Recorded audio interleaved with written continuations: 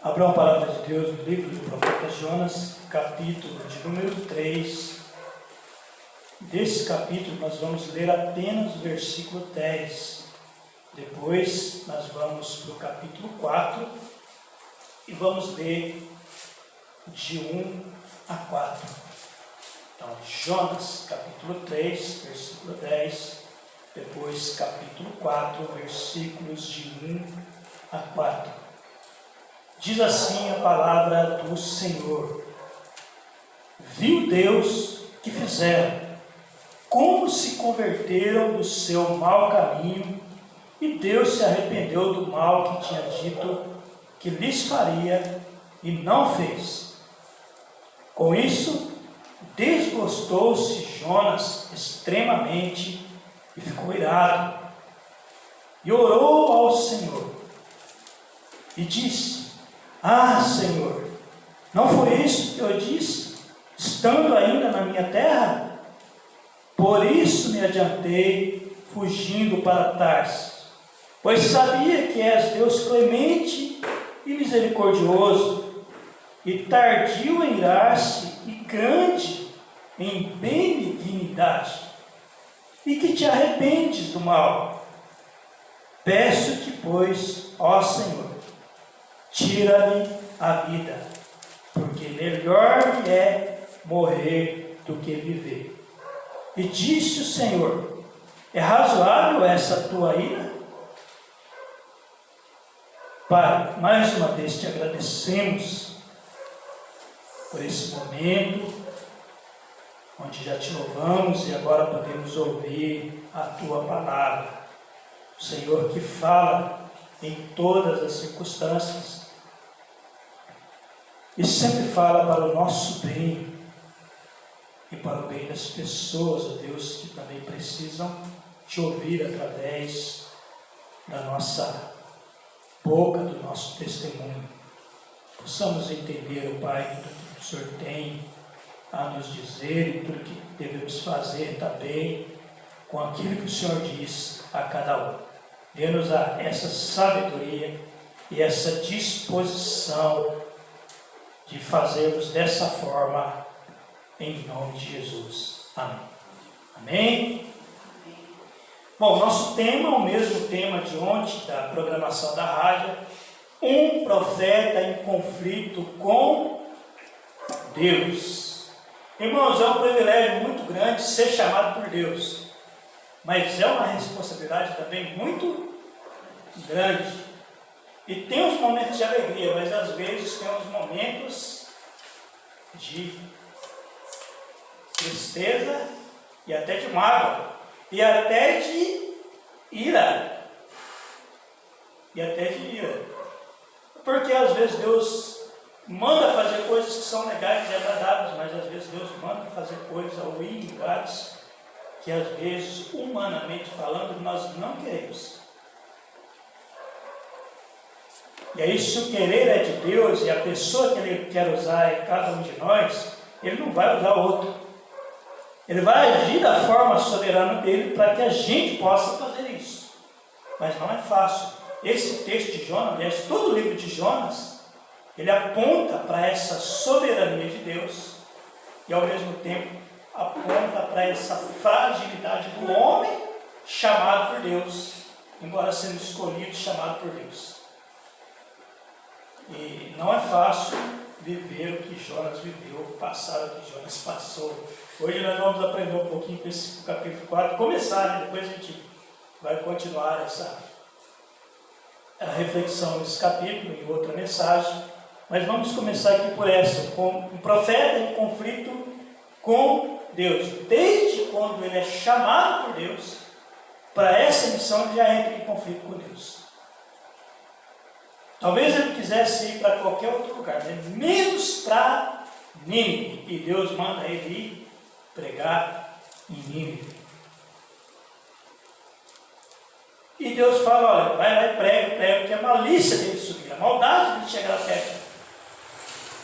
Fala que a cidade vai ser subvertida, ou seja, vai ser destruída. E Jonas, que era um homem de Deus e não era bobo nem nada, entendia aquilo que Deus falava. Aliás, quando ele profetizava o que Deus falou, isso acontecia. Lá em 2 Reis tem uma passagem que cita Jonas, que ele faz uma profecia e essa profecia acontece. O problema aqui é que Deus fala, mas não fala que ele pode mudar a posição dele em relação àquilo que ele está falando, e ele pode fazer isso em resposta àquilo que os que ouvem dão a sua palavra. Então Jonas, ele tem essa missão de pregar especificamente que Nínive será destruída. E na verdade esse era o desejo de Jonas. E o resultado dessa missão, desse trabalho, dessa pregação, durante o tempo que ele esteve ali naquela cidade, foi totalmente diferente do que o resultado que Jonas esperava. Jonas queria que todos fossem destruídos. O texto vai falar que quando ouviram a palavra, eles creram, se arrependeram e fizeram até jejum. Capítulo de número 3. Até jejum fizeram. E se converteram ao Senhor. Maior número de conversões de gentios. Não foi Pedro lá no Novo Testamento, não foi nem Paulo, foi Jonas. Em único tempo que ficou realizando a missão de pregação, e não foi muito tempo, porque a cidade demorava 3 dias para percorrer. O texto, capítulo número 3, fala sobre isso. Ele já começa percorrendo durante um dia, pregando. E, para a alegria de Deus, mas para a infelicidade de Jonas, maior conversões de todos os tempos acontece. E aí Jonas, então, ele entra em conflito com Deus. E o primeiro ponto é: Jonas ora em conflito. Você olha para o texto e você vê o Jonas nessa situação. E a palavra conflito, ela significa entrar em oposição. Tem a ver também com desavença, mas vamos pegar esse significado aqui, que ele está mais dentro do nosso texto. E Jonas, ele entra em oposição com Deus, entra nesse conflito com Deus, através da oração, e isso é revelado logo no versículo de número 1, pela maneira como ele chega diante de Deus. O texto fala que Jonas estava como? Versículo 1.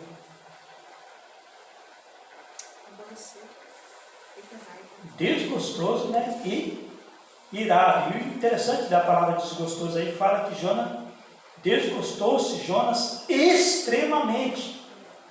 Um desgosto extremo. Você já ficou desgostoso com alguma coisa? Não, nunca ficou? Parabéns, viver nesse mundo aqui, nunca ficar desgostoso com nada. Agora imagina você seria ao extremo do desgosto. O que significa isso? Não gostar daquilo de jeito nenhum. É um desgosto muito grande, né? E ele ficou irado, ele orou. Não sei se era uma boa ideia ele orar irado, do jeito que ele orou, mas ele orou irado, ele falou com Deus. E aí, nessa conversa com Deus, ele está em conflito com Deus. Ele está derramando tudo que ele está sentindo. Inclusive, ele volta lá atrás e fala: olha, foi por isso que eu fugi, indo para Tarso, né? Tentou ir para Tarso, Deus não deixou ele ir para Tarso, mas ele tentou ir para Tarso. Interessante que quando você olha para a palavra de Deus, Jonas não é o único que entra em conflito com Deus, entra em oposição com Deus por alguma coisa.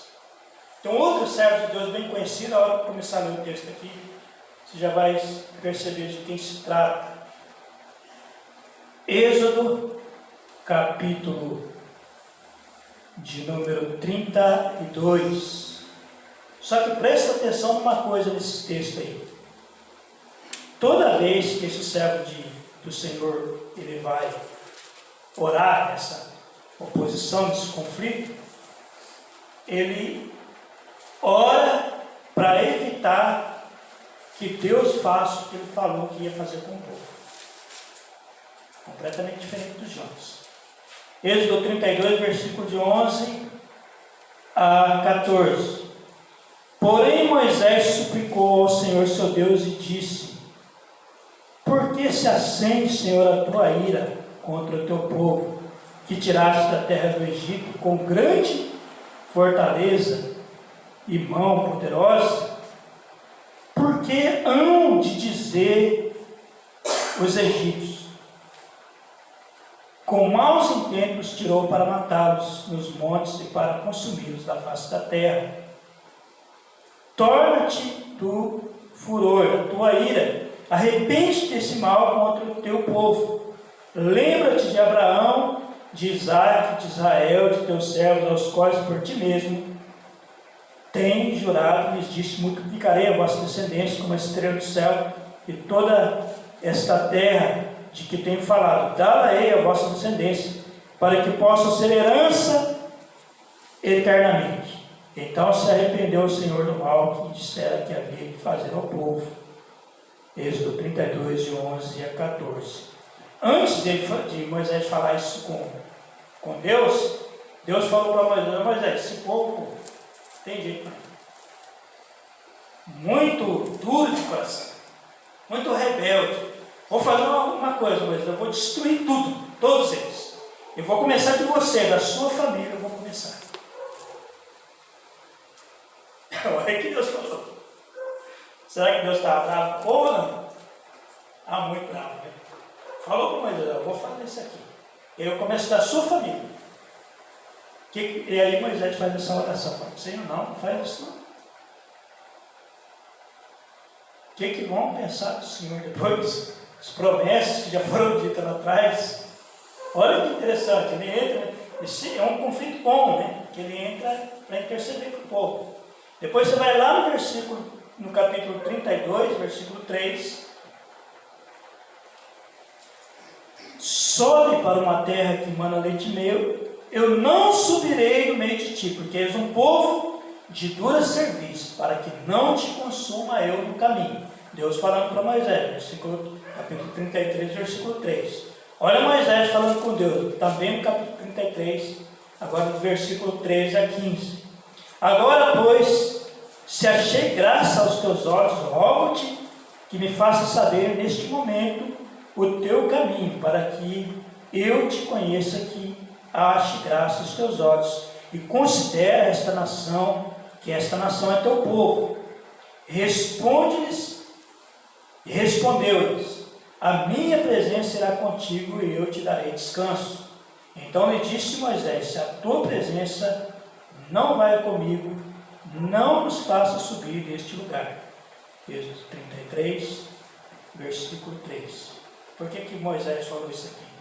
Porque Deus tinha falado para ele lá no 33, versículo 3, que ele não ia ir. Eu não vou nem desse povo, esse povo rebelde, se eu for, eu vou consumir com todo. Aí Moisés intercede, fala: olha, se eu achei graça, mostra aí o que o Senhor vai fazer. E considera que essa nação é teu povo. E aí, considerando isso, Deus fala para ele: olha, a minha presença irá contigo. E aí Moisés, como se estivesse lembrando aquilo que Deus falou antes, falou: ó, se a tua presença não for comigo, não faça isso lugar. Porque antes o Senhor falou que não ia no meio desse povo. Olha que interessante. Um conflito bom. Qual que é a diferença desse conflito de Moisés com o conflito de Jonas? Um está intercedendo para o povo não ser destruído. O outro está em conflito porque o povo não foi destruído. É o contrário. Mas você sabia que o Jonas também estava preocupado com o povo de Israel? Quem eram os ninivitas para o povo de Israel? Os assírios. Oi? Eles eram assírios, né? Eram assírios, mas o que eles eram para o povo de Israel? Inimigos. Inimigo muito cruel, que já tinha matado muitos entre o povo de Israel. Então Jonas tinha que estar preocupado com o quê? Com o futuro. Então ele quer realmente que os ninivitas sejam destruídos para futuramente esse povo não venha causar mal para o seu povo, para o povo que ele ama, para o povo de Israel. Essa é a diferença da oração de Jonas com a de Moisés. Jonas também está preocupado com o povo, mas ele está pedindo destruição dos inimigos.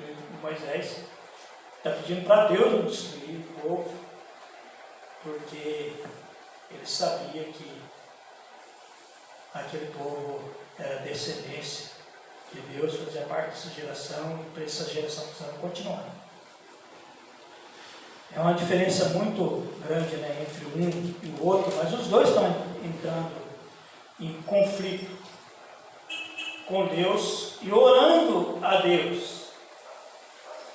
A gente às vezes fica pensando, né, nessa questão, mas se coloca no lugar de Jonas. Se você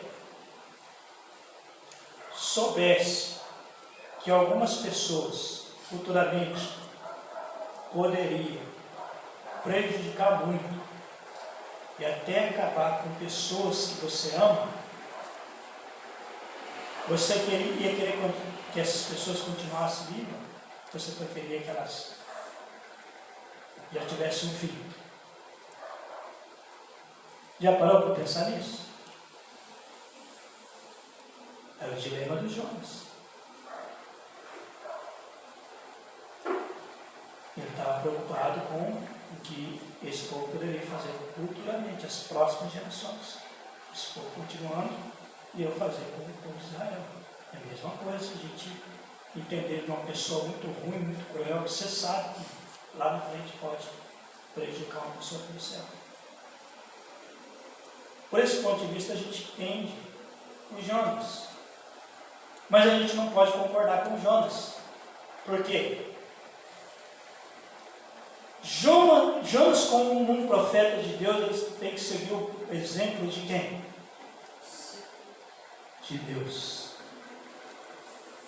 E eu e você, como servos de Jesus Cristo, temos que seguir o exemplo de quem? De Jesus Cristo. Então a gente pode até entender o que Jonas está passando, mas a gente também não pode concordar.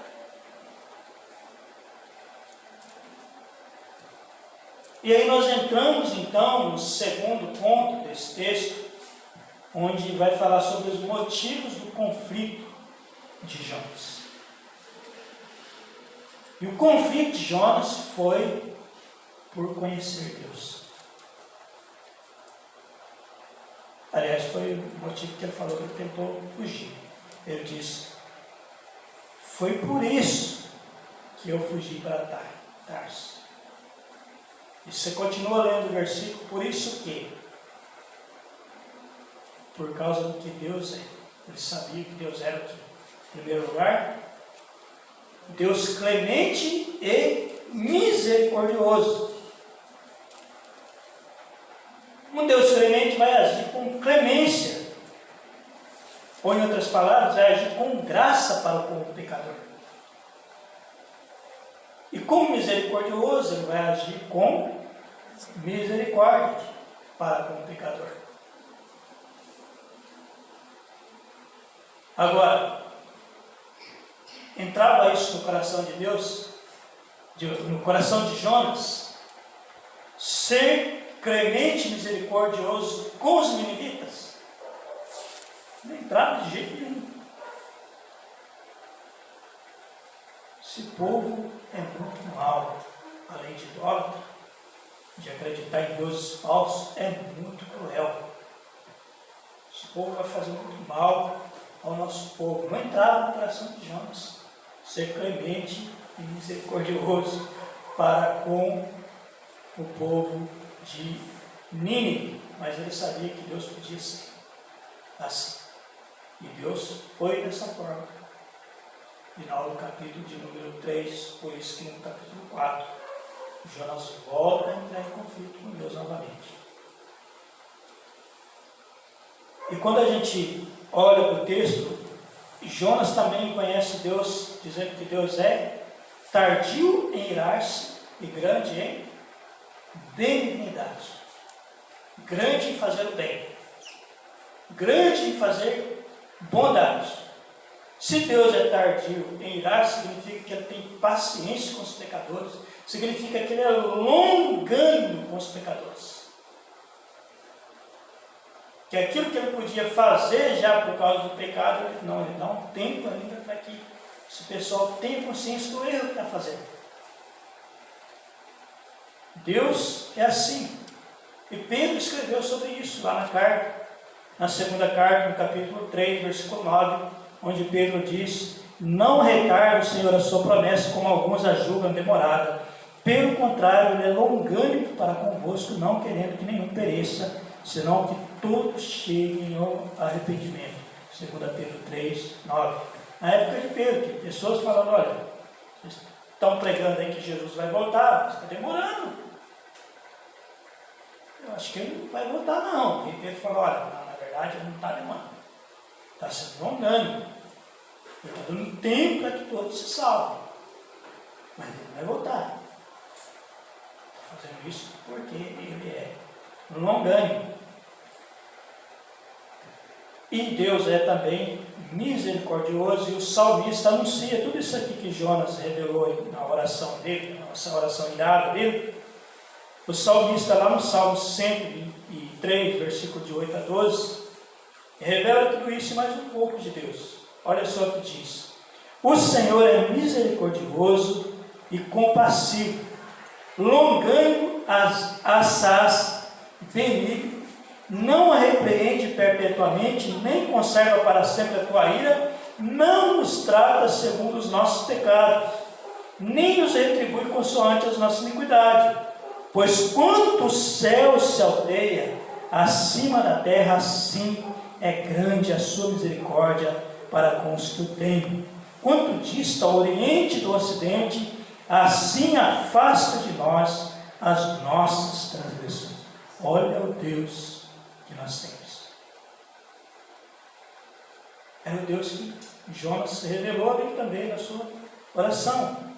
Mas eu te pergunto, Jonas estava sendo tardio em irar e benigno com os ninivitas? Não. Deus ainda é grande, né, em benignidade. E foi grande pelo que ele fez. Mas Jonas, não. O desejo de Jonas é o que?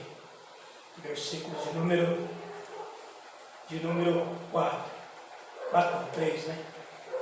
O que ele pede com o coração cheio de desgosto e ira? A morte. Ah, o Senhor não vai destruir esse povo? Então, tira minha vida. Eu prefiro morrer do que ver esse povo vivo.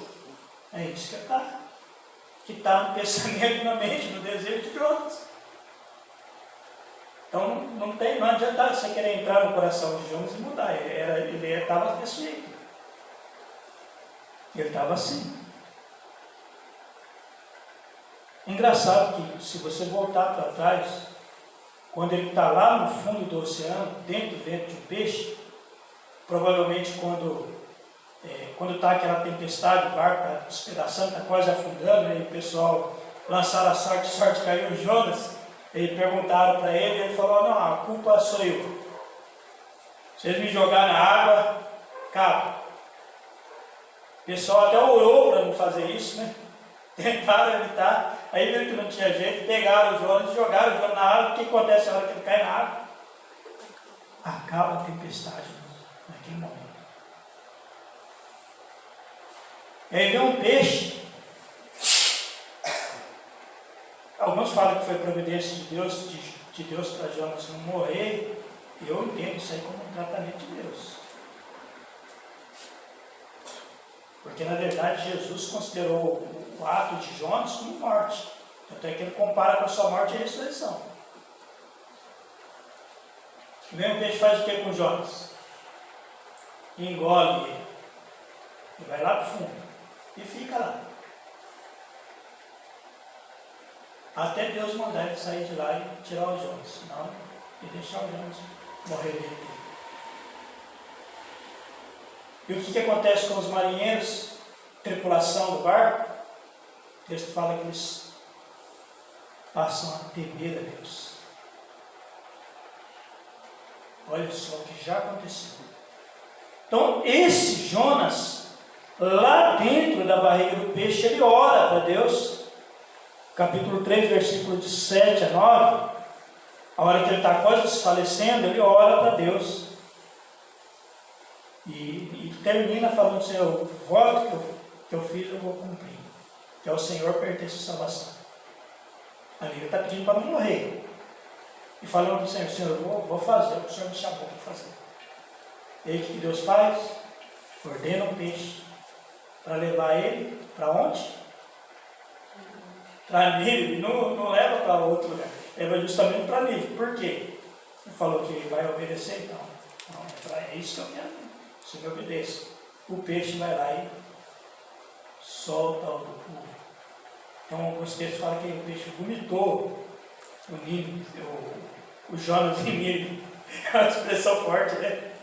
Fala que vomitou ele lá em Nínive. Então não foi uma caroninha de uma viaginha que ele pegou de peixe, não. Ele recebeu um tratamento muito rigoroso de Deus para ele entender que a soberania está sobre Deus e que ele foi chamado para fazer aquilo lá que Deus queria que ele fizesse. Então ali ele pede para não morrer e fala que vai cumprir o voto. E quando ele vê que não acontece o que ele desejava, ele faz o que? Ele pede a morte.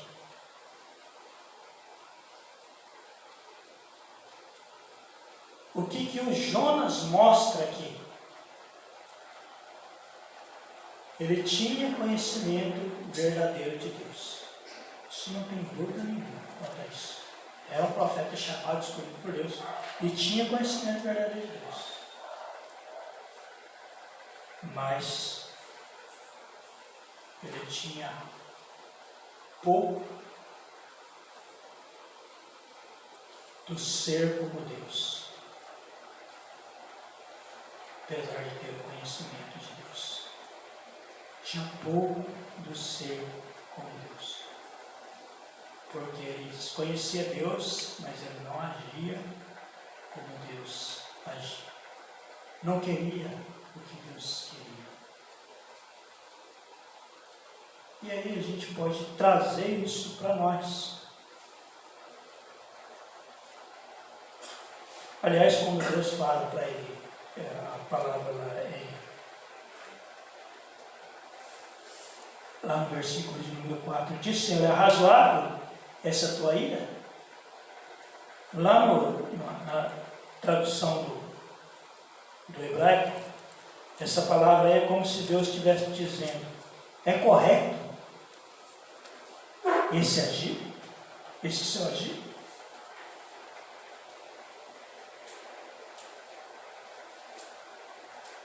Depois que ele ora e pede a morte. Deus fala isso aí para ele.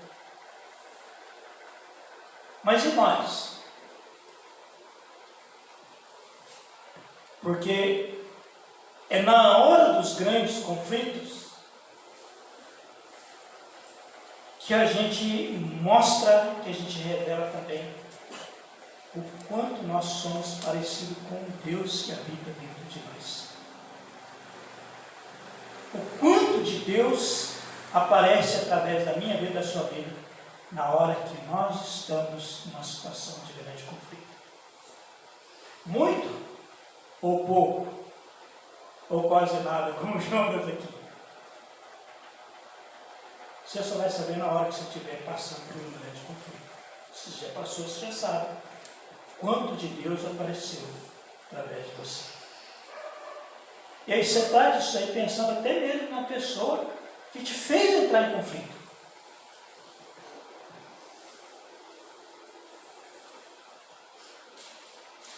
Quanto de Deus aparece? Temos Deus dentro de nós. O Espírito Santo. Deus é Pai, Filho e Espírito Santo. E na pessoa do Espírito Santo ele habita dentro de nós. Quanto nós temos de Deus e revelamos de Deus através da nossa atitude na hora dos grandes conflitos. Muito ou pouco? Podemos revelar muito? Ou não? Podemos, claro que podemos. Como? Nas horas dos grandes conflitos, se rendendo cada vez mais ao Deus que habita dentro de nós. Não entrando em conflito, em confronto com Ele. Por que, Senhor, o Senhor está permitindo acontecer isso? Às vezes o casca grossa lá, o ruim que merecia isso, não está sofrendo tudo isso e o Senhor está permitindo isso daí. Há um tipo de conflito. Hoje a gente olha para Deus, eu não sei por que o Senhor está fazendo isso, mas tem misericórdia de mim. Dá-me sabedoria para entender, para passar por esse momento, porque eu sei que esse momento que não envolve só eu, pessoas que às vezes estão observando o que está acontecendo comigo nessa hora.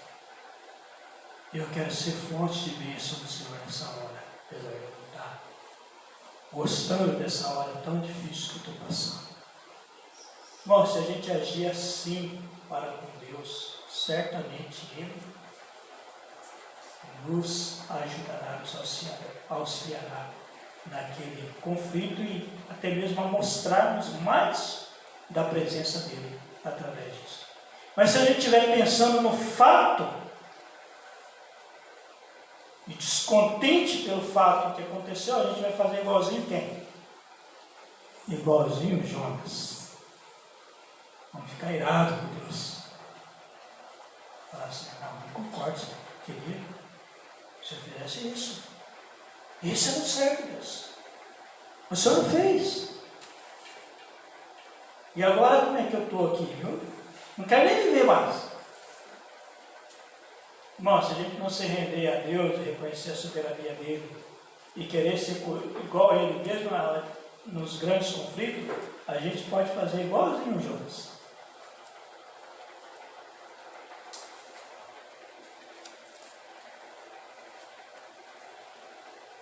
É legal você olhar e falar, o Jonas é profeta. Mas quando você compara isso com você, quando eu comparo isso comigo, quando a gente compara